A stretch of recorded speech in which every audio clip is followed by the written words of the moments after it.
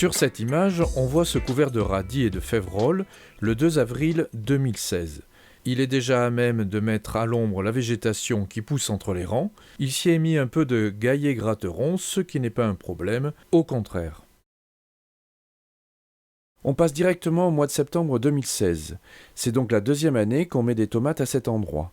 Elles ont été plantées après avoir arraché et couché le couvert le long du rang et seulement l'avoir piétiné entre les rangs. Elles ont bien poussé, aucun apport n'a été fait. Au premier plan à droite, un pied de blette spontané. Nous voilà en décembre. Début novembre, on a arraché les tomates, laissé les fans sur place, semé à la volée un peu de radis le long des rangs et semé de la févrole à la canne à semer le long des rangs également.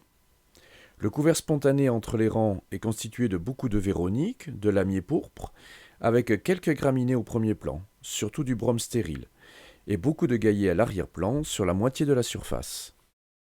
Février 2017. Les herbes d'hiver ont un peu poussé, on distingue à peine la févrole qui émerge de chaque côté des andins de fans de tomates. Le radis a été semé trop tard, il n'a pas bien pris, il est presque absent. Par contre le gaillet est bien là, du coup, l'absence du radis ne devrait pas être un problème. On commence à voir la vigueur du gaillet qui est en passe d'étouffer la véronique. Les févroles ont du mal, mais elles suivent. Il y a aussi du lamier pourpre, mais celui-là n'est jamais un problème, au contraire. Du côté ouest du spot, le brome stérile est très présent. Plus vers l'est, le gaillet est dominant. On voit que la févrole a tout juste réussi à se maintenir. Côté est, le gaillet a bien pris le dessus. C'est bientôt le moment de planter les tomates. Ce sera la 3e année à cet endroit. Tout est prêt pour planter. Le croc servira à secouer quelques touffes de graminées mal placées. On est ici au bord de la parcelle.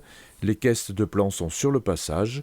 Au premier plan, on distingue un peu de chien-dent. Il n'est pas menaçant pour des tomates. Le travail consiste à piétiner la végétation, à dégager les emplacements à main nue et à planter les mottes au plantoir. Chantier terminé. Les zones piétinées correspondent au rang de la tomate, 1,80 m entre les rangs. Au premier plan, on distingue un plant de tomate dans son emplacement.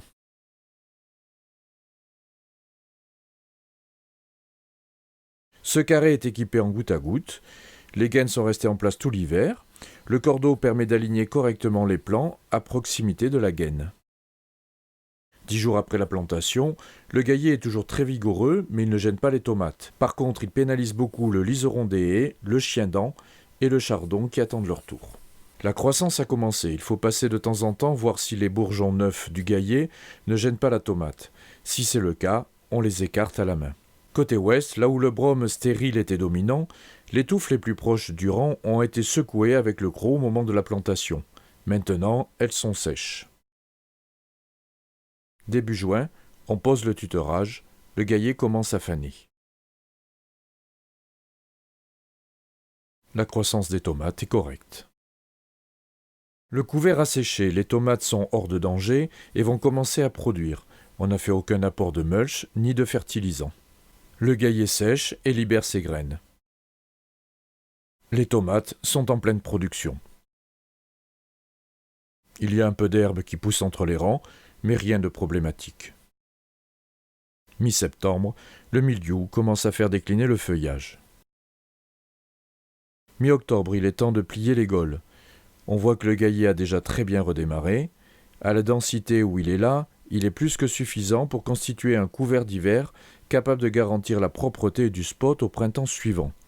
Il est déjà trop épais pour envisager de semer dedans du radis d'hiver. Côté ouest, le brome stérile est reparti lui aussi.